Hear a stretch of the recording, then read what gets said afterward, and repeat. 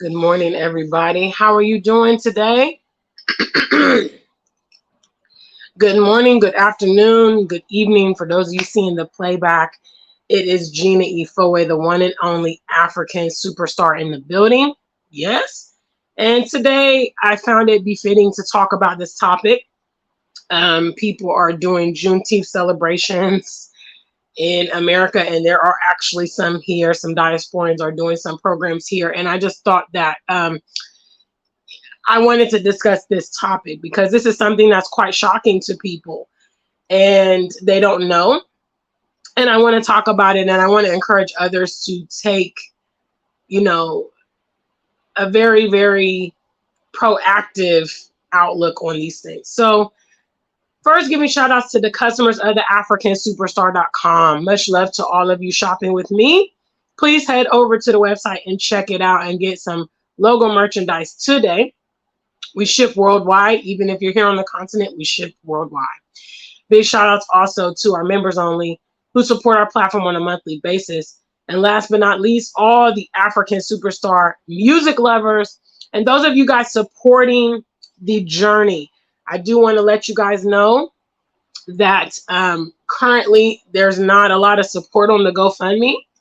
And that is very, very necessary. So if you guys are able to send a little bit of support, I would be grateful to that. There's a lot of expenses in relation of going to South Africa, and it was not in my budget at all this year. However, it's a really great exposure for the African Superstar Music Project, and we do not want to miss that opportunity. So I need the support of you guys. We have over 5,000 viewers here. Even if half of you gave 5, we would reach it, or if all of you gave 1, we would reach it. So please do contribute. The GoFundMe link is on this video as well as in the community tab. Today's topic is why I have never been to Elmina Castle in Ghana and why I never plan to go. Shout outs to the family. If you're here, make your presence be known in the chat room. I know it's a little early for my American viewers, but I have a lunch date with my niece today. So this is the time we're going to do it. Hello. Big shout outs to you guys. Now, I think it's quite shocking to people that I have never been to the Elmina Castle in Cape Coast. I've actually only been to Cape Coast one time since I've been living and traveling to Ghana. And that was to shoot a video project at a resort there. And apart from that, I have never been to Elmina Castle, and I don't intend to go. I've never been to any slave-related memorabilia, and I don't intend to. I don't celebrate Juneteenth or anything related to slavery at all, and there's a specific reason for that. Big shout outs to the family. What's up, Dove Fly? See you there. Make sure you guys like the stream if you want to hear such commentary from the one and only African Superstar. One thing is interesting. Before I ever came to Ghana, it was so interesting how I knew expressly so much information about Elmina Castle. I can literally envision it in my mind. There's been a lot of talk about the slave, the door of no return. There's a chapel apparently right on top of one of the dungeons. Apparently there's an odor that's over there. I literally feel like if I was like in a virtual reality game. I have seen so much and heard so much about Elmina Castle. And I didn't need to compound that knowledge by going there. Number one, I've learned a lot about Elmina Castle. A lot of people coming here can talk a lot about Elmina Castle, the transatlantic slave trade, and all of that stuff. But beyond that, they don't even know anything about Ghana. They don't know the top exports from this country. They don't know any of the local languages. They don't know what kente cloth is, where it's produced.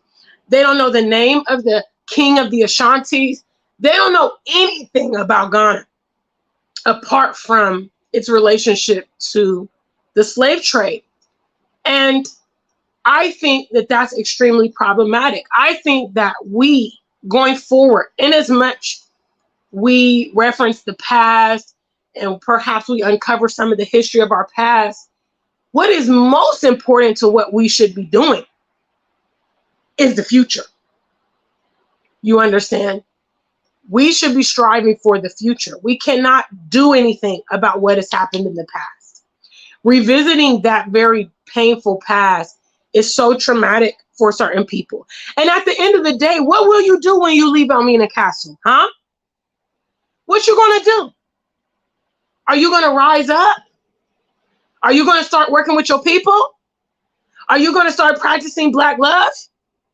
Are you gonna start supporting Black business? You see, it is, in my opinion, a very unproductive activity, because you go there, you experience extreme emotion, you learn a lot of, details about heinous things that happen, and then there is no action to boot after you go to a place like that.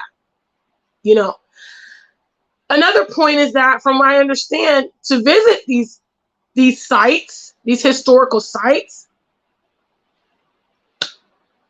you have to pay.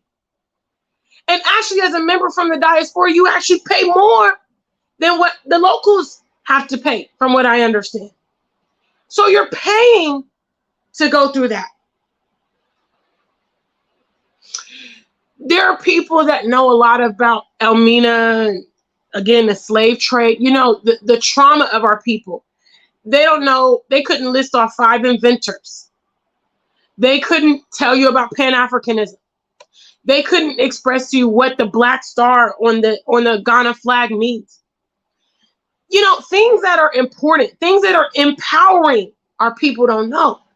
But things that are degrading and things that are traumatic, our people know and they cling to. That is actually one of the very big differences I see between continentals and the diaspora. Is naturally the diaspora has a bit more understanding of the ramifications of the slave trade, because it happened in their family and on the soil where they live. So if you are someone who's born and raised in America, you have several generations in America, there's a high probability that you may have some family members that, came out of that era. Okay. And maybe you've even heard stories passed down through your, family members and things like that. So a bit more of, the whole slave trade thing. And then naturally you have this Juneteenth celebration. You have, more understanding. I believe personally, I think the diaspora knows a bit more about the slave trade. You see people here on the continent, that whole part of they don't have it. And that's why they're able to have an unbridled view. And sometimes us as diasporans, we feel, because we have so much of that pent up anger, and basically because we've been living and interacting with these non-Black people, we have a strong feeling and position. Racial matters. People on the continent don't have it. They don't have it because that part was not imputed in them by design. See, they didn't learn expressly about the slave trade here. It's barely taught in schools, from what I've asked several, my Ghanaian friends and associates. They told me, I even heard from a friend in Kenya. She said that, they went over slavery basically 1 or 2 pages in a history book. And you will see that here, that the people do not have that built into them. And inasmuch, I know that we need to know the past because we need to know where we're going forward. What we need to know about the past, we're not even enacting. We're not even practicing. Malcolm gave us a good ideology. Marcus Garvey gave us a good ideology. Dr. Martin Luther King dropped some gems. We don't take on any of the stuff that they taught us. Any of the things that they promoted.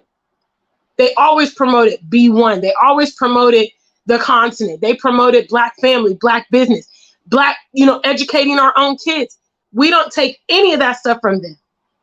But this slavery thing, we are really, really obsessed with it. And so I believe that my actions and my beliefs should align. And because I believe that there's too much focal point on all of this slavery stuff, Okay. Now, don't get me wrong. I don't absolve those folks at all for what they have done. I don't absolve them. I'm not saying that we should all just be, oh, buddy, buddy, and it's all good. Oh, that's in the past. That's not what I'm saying. You need to have a healthy knowledge of it. Okay. But delving deep and taking yourself to, a point of extreme emotion, anger, frustration, trauma, it's really unnecessary, especially, like I said, if that's not going to drive you to change. Because you guys come and visit Elmina Castle, and then you go back into your Western lifestyle. You go back into these relationships. You go back into your bad behavior. You go back into your non-B1 attitude. So I can't see what is gained from going there. I've been interested to know more about Ghana comprehensively than Elmina Slave Castle. And you guys don't think it's a coincidence that they teach us very, very little about the continent at all in the West at all. But when it comes to slave-related topics, that is where the information that we're given. It's psychological damage. It's a subliminal message that you were chattel, you were property, your people were property. We are superior to you. There's so many subliminal messages in the concept of my people enslaved your people in history. And that's where the focal of Black history is centralized in the West. Big shout out, family. Let me check out some of these comments. I know I woke up on it. I'm on it, right? I know it's early in America because it's a little afternoon here. It's almost 1 o'clock here. Black Beauty always. Hello, sweetie. Good to see you.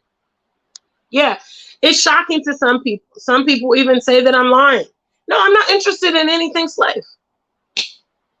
I'm not interested in anything slave. I'll tell you one place that I have been here in Ghana that probably a lot of y'all haven't been. Some of y'all that's been to Elmina. Have you been to Mincha? Do you know what Mincha is? Mincha is the Asante Hene Museum in Kumasi. It teaches about the history of the Asante Hene, which Asante Hene means king of the Ashanti. Hene, Hene means king. And Asante is the name of the tribe, So there's a museum in Kumasi that teaches about Asante Hene. They have pictures of the Asante Henes from decades. They have kente cloth that he wore. They show a lot of the stuff that went on when the British were coming and trying to get gold from the Ghanaians and things like that. Y'all ain't been to Mincha? Huh? The thing is, guys, look. In order to enact change, that's what you got to do. You have someone like me who's passionate about promoting the continent. You've never, ever once heard me talk about anything slave related, show anything slave related on my channel at all. This is how you change the narrative of the continent. This is how you change the narrative of our people. You begin to accentuate and promote beautiful things that our people have contributed, beautiful things that are here. Okay. When somebody thinks about Ghana, for instance, I would like it if they think about the beaches, or if they think about kente cloth, or if they think about the waterfalls, or if they think about Akosombo River, or if they think about chilling and relaxing and good food. These are the things that this is how I see Ghana. This is how I portray Ghana. And this is how I promote Ghana. We, as the diaspora, we have a huge relationship with trauma. We have a huge relationship with dysfunction. At this point, we know we've been stripped of history. We know we've been abused and taken advantage of. Our focal point should be regaining what has been lost. Okay? Heritage, culture, community, self-love, identity. You understand? Those things are way beyond these, monikers of our history. And so, as always, in true fashion, as a leader, I'm leading and letting you guys know, me, I would never go there. I would never go there. I would never waste my money to go there. And quite frankly, I don't even know why we don't demolish it. Why we allow such a painful place to exist, and we really exalt it. Because like I said, when you go there, it doesn't change your life. It doesn't change the way that you interact. See, I'm going to be honest with y'all right here today. I'm just going to say I have a strong dislike for like non-Black people. I really do. Because of the things that their ancestors have done in history and what they continue to do modern day. You see, a person like me doesn't need to go to a place like that, because it's going to incite me to anger and maybe violence. But I realize that a lot of my peers have lost that spark in them. And that's why they can experience the extreme emotion and then it not translate into their actions at all. If anything, going to a place like that should make you come out and be like, man, look, these people abuse my people, capitalize off my people, just totally, destroyed their way of life. I'm going to rebel against what they have done. In my personal journey, that is one of the reasons why I'm here on the continent, because I realized that my people were extracted from the continent without their permission. I realized they were extracted, and some of them paid dearly. It completely, severed family ties. There were people that literally nobody knows, their whereabouts, what happened to them. They saw them hitting the shores, and then that was the end. I have decided to be one of the few to reverse Middle Passage and return to the origin of it all. Okay. In my opinion, it's a very defiant move, because if you're raised in the West, and even if you're raised here in Africa, there is this kind of expressed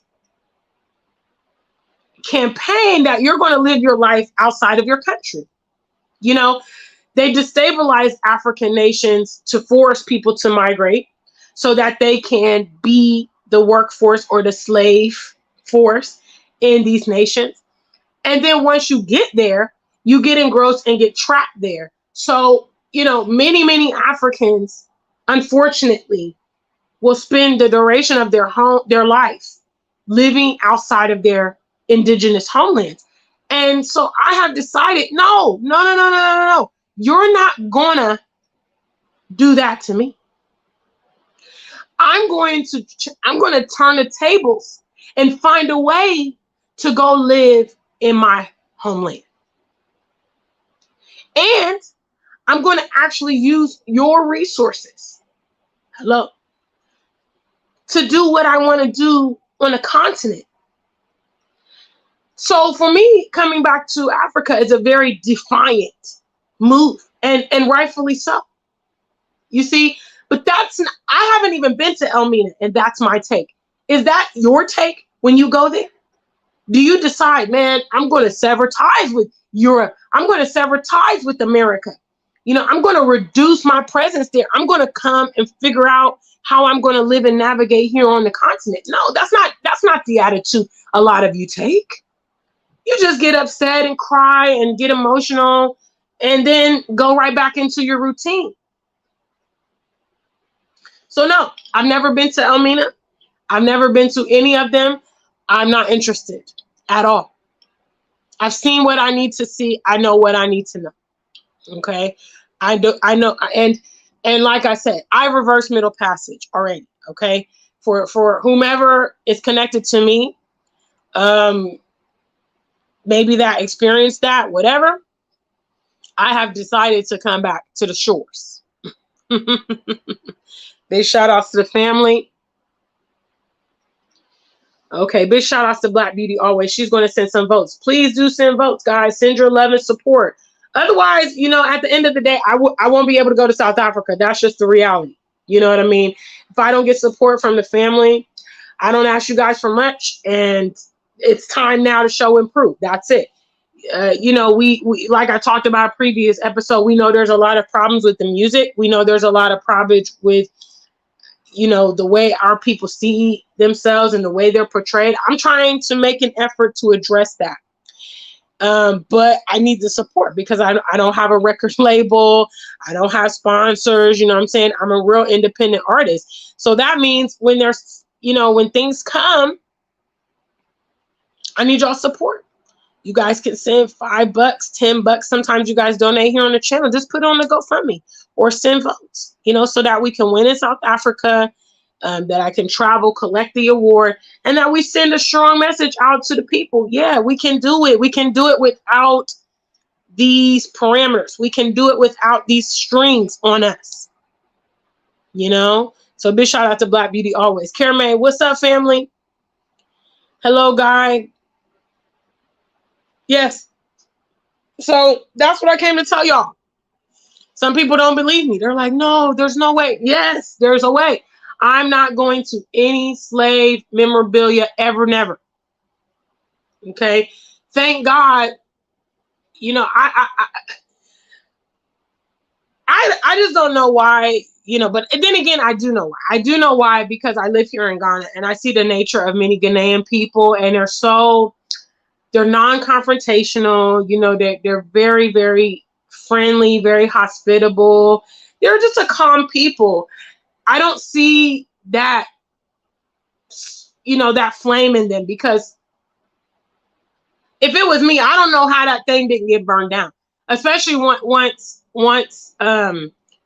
you know, it was non-operable. You know, I can understand, okay, the army is there, and you guys don't want to attack the fort because, you know, for various reasons, maybe you don't have the military, you know, components to fight them and all that. But when it's no longer, you know, operable, so these folks have now moved on, they're no longer here, you know, the slave trade's over and all that. Why it's still there? Why didn't it get blowed up? Why didn't it get, because I'd be wanting to burn stuff up sometimes. Thank you, Guy. Thank you so much. Big shout out to the guy sending some support there. Yes, family. Big shout out to Nick Davis. Yes, thank you for checking out Beach Chill. That's my recent music video. Yes, yes, yes, yes, yes. Because I mean, I'm a very, I'm not going to say emotional, but I'll say volatile. I'm a very volatile person. You know, I feel so strongly about a lot of things that go on, and I feel that we should take a very strong and dramatic stance, you know. And so for me, engaging in an activity that is not going to result in productive behavior, it just doesn't make sense to me. I need to know what am I going to gain? So some of you guys will say, well, it's knowledge and it's history. Yeah, but I mean, there's a lot of history that we don't know, guys. There's a lot of viable history that we don't know. Why you don't come to Africa and want to know that stuff? You know what I'm saying? Teach me how to practice juju. You know what I'm saying? Teach me how to look at a watermelon and know if it's going to be sweet or not. Teach me, you know, healing from earth. These are the things that we have, that our ancestors had, that we don't have.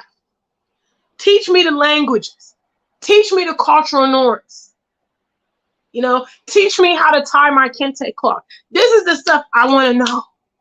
I don't want to know that, because knowing these other things can actually benefit my life. You see, being here in Ghana and learning how to function within a community has been so amazing to me. I love the community here. It's one of the things I wanted coming to Africa, because I felt that in the West, I couldn't really tap into it because we have so many, complexities confronting our community out there. And I was able to find solace, in various African communities. And that's probably, I would say, apart from the sun, I'd probably say if somebody asked me what was the number one thing I loved about Ghana, I would say the weather, obviously. You guys know I love the sun. I love warm weather. I love the sea. Some of my friends here tease me and call me Mami Wata, which Mami Wata is the goddess of the sea or the mermaids, because the way I love going to the sea or being in the water and all that. So it's quite funny. And I would probably say number one thing I love about Ghana is the sun. I mean, obviously the number one thing is freedom, yes. But I love the sun and I love the community. I don't feel alone here. I don't feel alone here. I don't feel out of place. I feel out of place every other place in the world that I go. I feel like it's very evident that I don't belong. Like the last time, for instance, I flew to Portugal, right? Because we have an airline here, TAP Air Portugal. And obviously a lot of times I travel, I do transit. So, I got to get the cheaper ticket.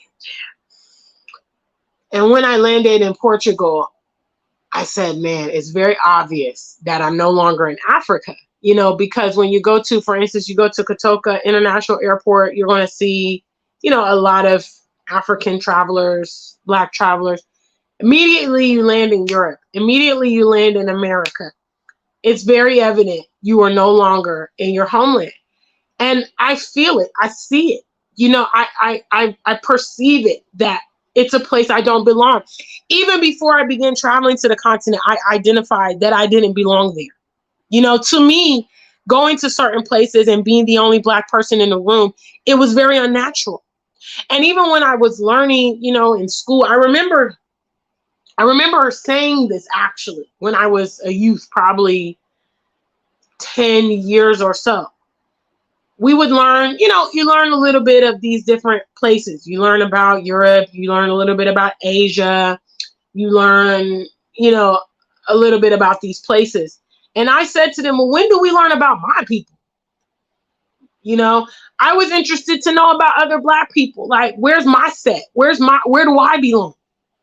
So it's been evident to me for a very long time. I could look around my surroundings and know that I didn't belong there.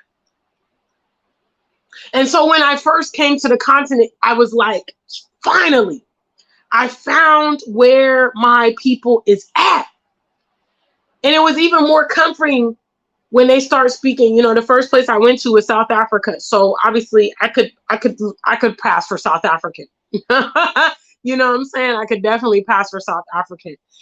When I went to South Africa, the place I was staying, because I've always been interested, whenever I travel, I want to live where the locals live. I don't go to the tourist zones. I don't get the all-inclusive hotels. I usually get, either a local hotel, Airbnb, something like that. So I had an Airbnb in this area. I think it was around like College Town or something like that. I think it was called, there was a university or college around or something like that. Got this really nice Airbnb, Johannesburg. And I went to a shop and literally I didn't see any non-Black people over there at all. Joburg is like the Blackest part of South Africa. So, and I was just it was fascinating to me to go out and see no white people. It was just absolute. It was a sensation at this period. I was in probably my late 30s. What was that? 2016. Yeah, I was in my late 20s. Yeah, I went 2016. Lord have mercy, the math. Yeah. Anyway, my late 20s when I went. And I had never not been around white people. Can you imagine? I had spent my entire life living around them. I had never been in a place where I did not see them at all. It was fascinating to me. And I would go out to shops and they would be speaking a local language to me. They would just automatically assume, that I was one of them. And I said, okay, this is an indication that I am where I belong, because There's nothing about me that's giving off that I don't belong here. And at first glance, they assume that I belong here. You see? So I know I've digressed a little bit from the topic. But the topic is, I've never been to Elmina Castle in Ghana. I've never been to any slave site ever. And I will never go. And that is it. I know what I want to know about slavery, what I need to know. What is most important to me is what I'm going to do with the knowledge. Okay, how you can learn about the victimization of your people, your continent, your ancestors, and do nothing. Go get in bed with these people. Continue to cohort with these people. Continue to allow them to destroy your family, because realistically, many members of the diaspora their families are being totally destroyed in the West. Some of you African migrants, your families are on track to do the same. Okay, Western influence, Western media is poisonous.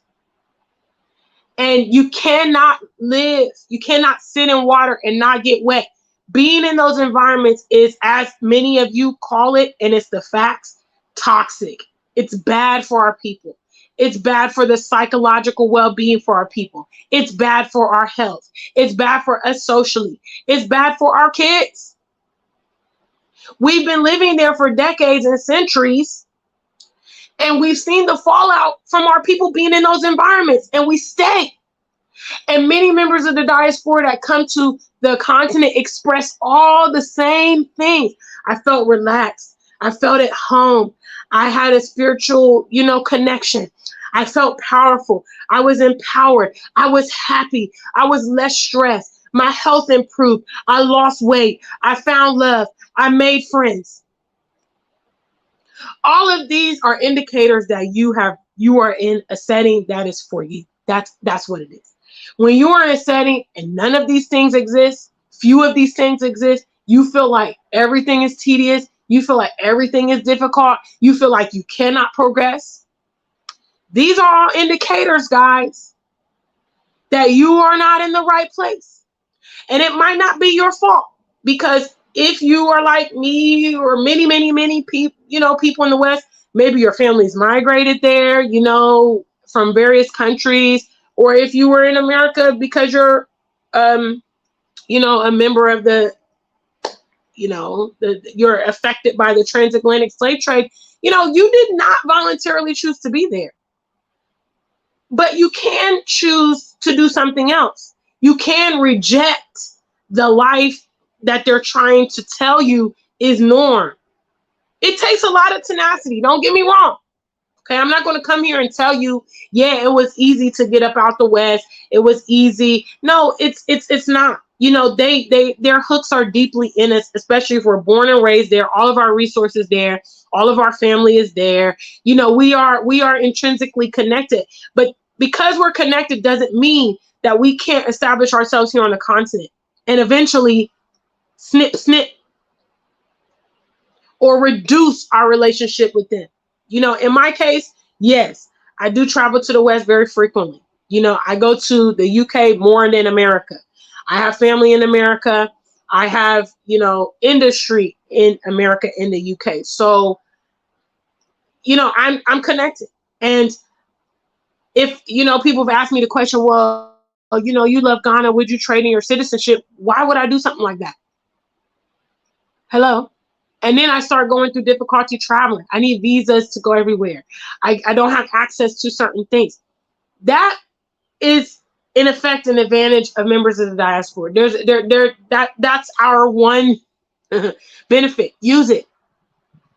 Use it to your advantage, but use it to establish yourself here. Duh.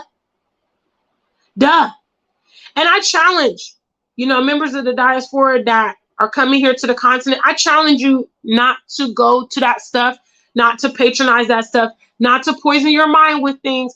Unless, like I said, if you want to go there and get motivated,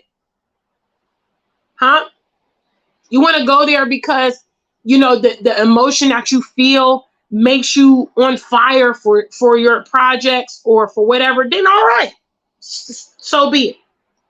So be it. Because I get a lot of motivation from my detractors and, you know, things like that. It is possible that a situation like that could be motivational to you, you know, because you feel that emotion and you're ready to do something. You're pissed off. You're fired up. You want to change. Okay, if you're going for motivation, my hat's off. I'm going to get my motivation elsewhere. But if for you, that's what you need to get it going, go on.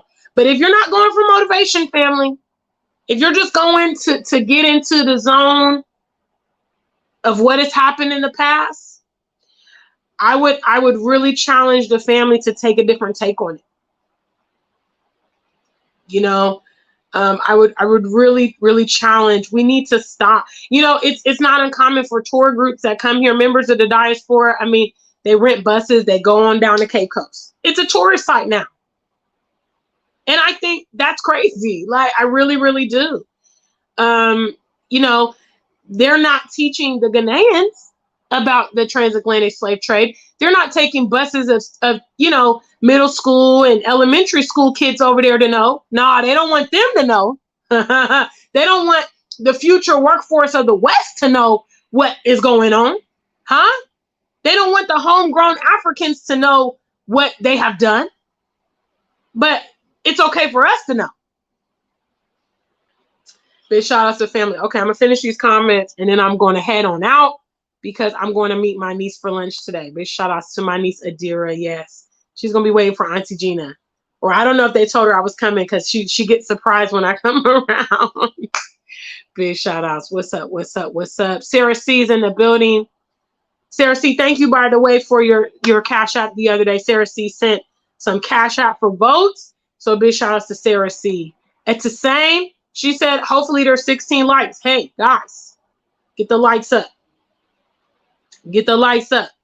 Because I guarantee a lot of your favorite YouTubers, they don't have this perspective and they could never speak so candidly about it. Go on. Go check out their channels. Matter of fact, go check out their channels and you're going to see videos from Elmina.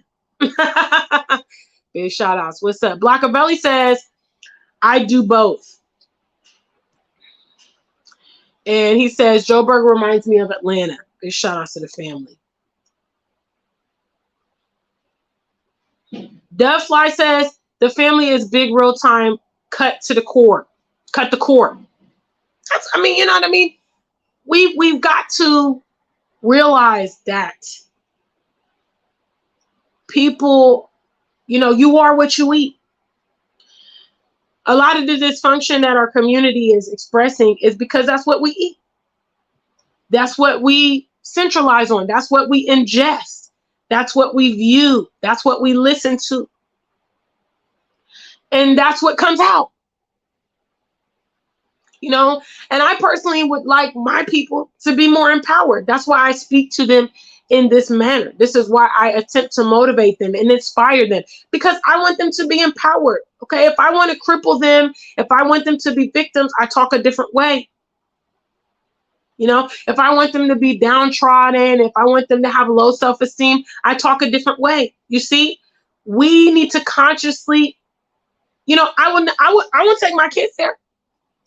You know, I don't have kids, but my thing is like, okay, now I'm going to educate them now. If they say, Mom, I want to go there and I want to see the place because I want to get a deeper understanding, then maybe, you know, but I don't, the same way that I've never been to Elmina and I know expressly what Elmina looks like. I know, I can see it in my mind and I've never been there. Okay. That is possible for people to understand the situation without going there and without paying money to be there and without experiencing that. Because I know, you know, them tour guides, they're very charismatic. They probably get you into, you know, invoke the emotion and all that. That's what they do. That's what they're supposed to do, to give you the experience. So when you go there, you're going to be pissed. I don't think there's a person alive who's gone to Elmina and said, oh my God, I felt good.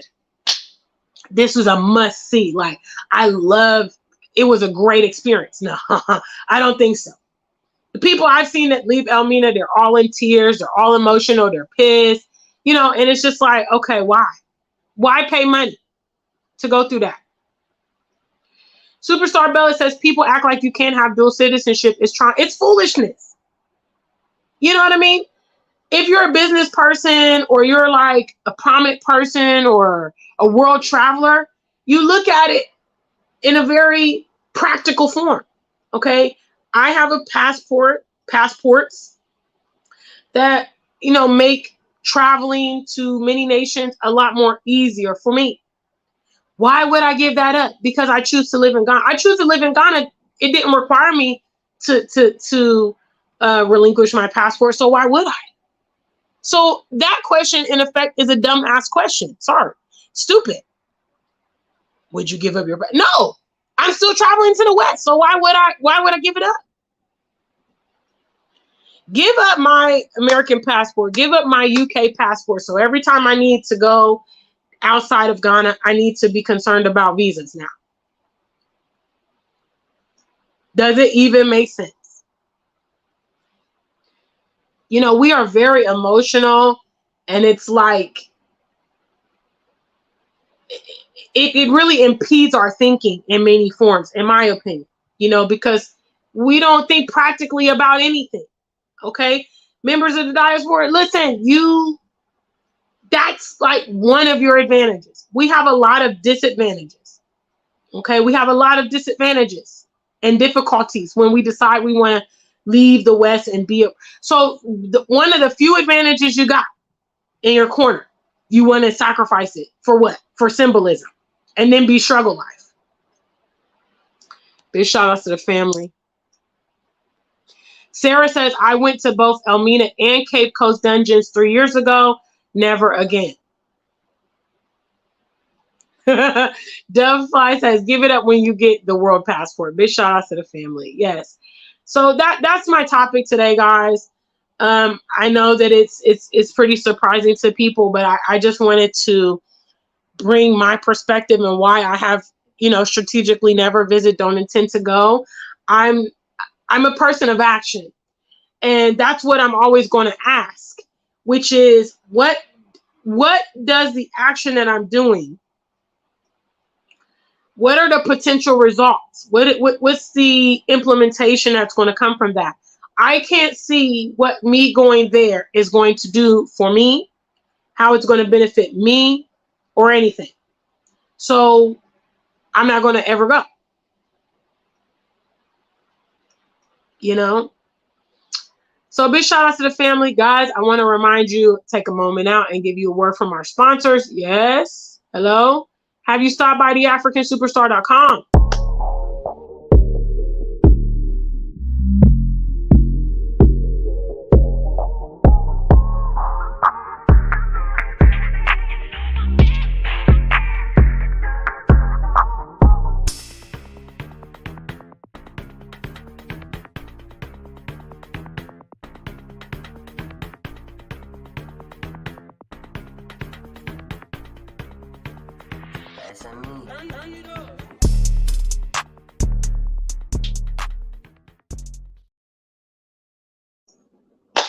Have you stopped by theafricansuperstar.com? If not, go over there, check out my dope collection, African Superstar X Ghana. I designed every piece. I built my own website. You see what I'm saying? I'm the real deal. And as you can see, for those of you guys that know anything about Ghana, I incorporated the Adinkra symbols on my jackets, my leggings, and I use these clothes. I perform in these clothes. You've seen them in my music videos. So it's another way to support our platform, and the wear is dope. You know, anybody, I've never had any complaints from any African Superstar customer in over 3 years. So we'll actually be going into 4 years, November of 2023. So yes, that is what I have to say today. I have to go. Obviously, you guys know I'm going to meet my niece. So big shout out to the African Superstar family. Welcome to all of our new viewers. Some of you guys came over from the Kinganda platform, and I'm grateful to have you here. And I'm grateful to have you here. Please make sure you like, share, subscribe. Make sure you support our endeavors. That's the current thing we have on the docket. I've been nominated for an award in South Africa. We need to go collect it. And I am fundraising for the travel expenses, as going to South Africa was not intended this year. But obviously, we don't want to miss it. We want to win. We want to go down there and collect it. We want to represent for Ghana. We want to represent for the diasporans that are here. We're making moves on the continent as we should. We need direct support from the family to get there. So please, I have put in the community tab also on this video the links to the GoFundMe, the voting, and also next week, or June 26th, which is Monday, following Monday, I will be dropping my brand new album. Yes. So I'll be dropping my album, my brand new album, STAR, 8 tracks. It's totally dope. Some of you guys have already got your pre-order. So the full album will be available on June 26th. So that will be at bandcamp.com. So we got a lot of stuff going on, guys. You guys see me making moves. I'm totally in effect here on the continent, as I should be. Until we meet again, stay black and true. If you ain't black, just stay true.